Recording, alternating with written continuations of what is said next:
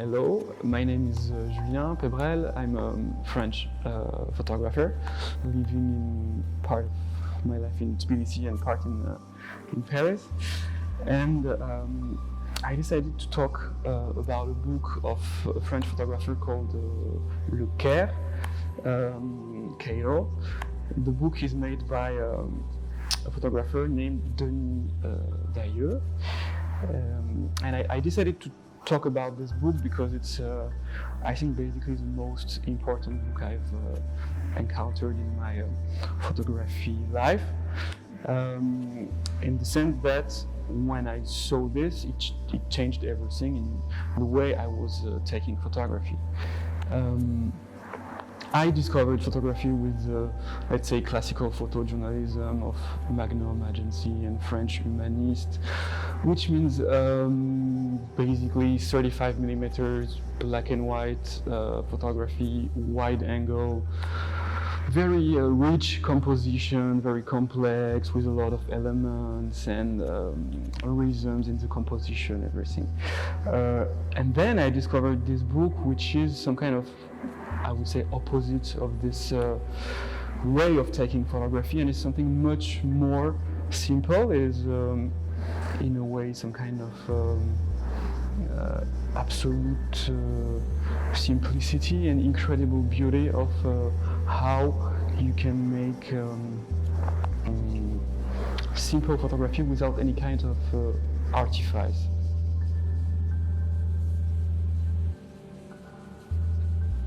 It's a book that Denis Dailleux made in Cairo, where he lived during several years, and he worked there during something like 15 years.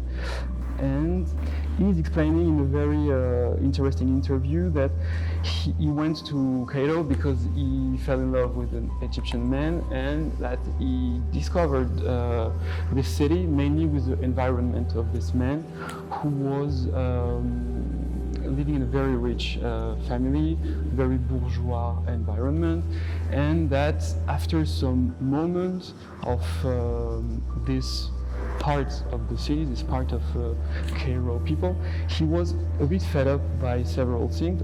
Two things mainly he's saying. The first one was the nostalgia they have to some kind of past of Egypt, some kind of idealized vision of old Egypt, and also some kind of disdain they have towards poor people and like, let's say, ordinary Egyptians, workers and everything.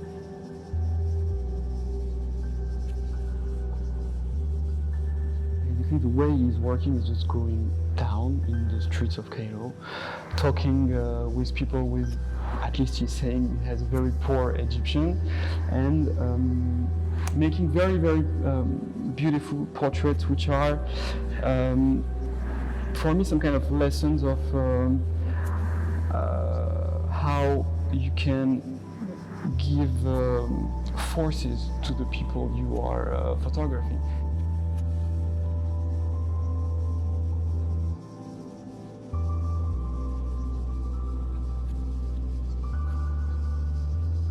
He is able to photograph them with an incredible beauty, and also something incredibly strong, which makes them very powerful, and he is in a way, through photography, changing their position in the Egyptian society. At least this is me, how I see it. This is something that really changed for me the way I made photography.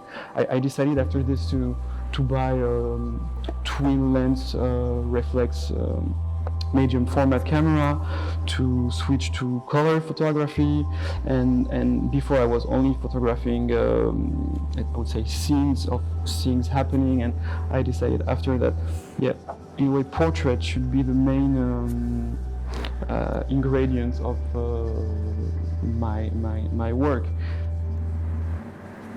The very strange thing is that when I discovered this book, it's mainly a portrait book, and it talks about, of course, as every portrait, it talks about the people that is photographed.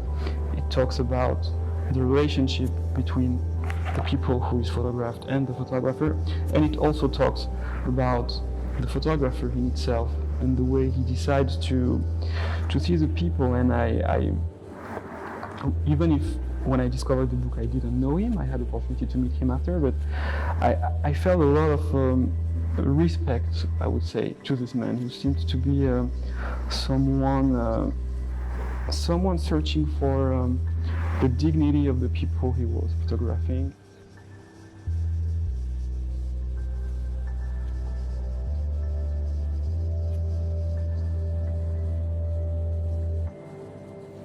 There's something very powerful in the way he shoots, he's composing his photography. Everything is so simple, like it's just very often one person in the center of the image, and everything is about light and of course about colors. It's very funny because he's explaining in an interview that he's studying, we say horticulture in French. I mean, selling flowers. He was selling flowers in France, and he learned the kind of color science through this. How you organize the color when you make a bouquet of a flower, and you see like this blue and this red, for instance, is really wonderful.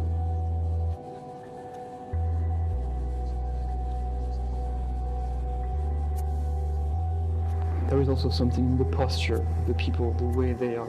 You know, this one and this one. It's also very beautiful, the geometry of the people and the way they are in front of the camera.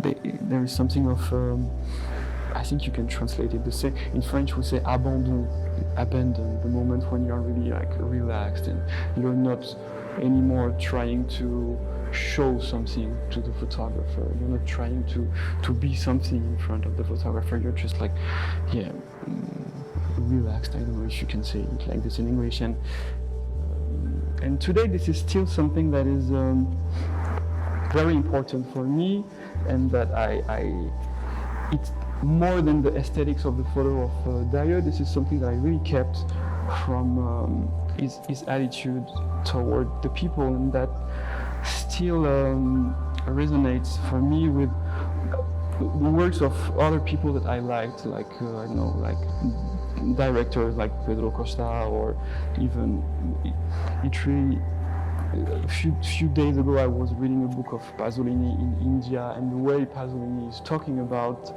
the people he met in India and the way he's able to see something incredibly beautiful and out of any kind of vulgarity in those people was also something that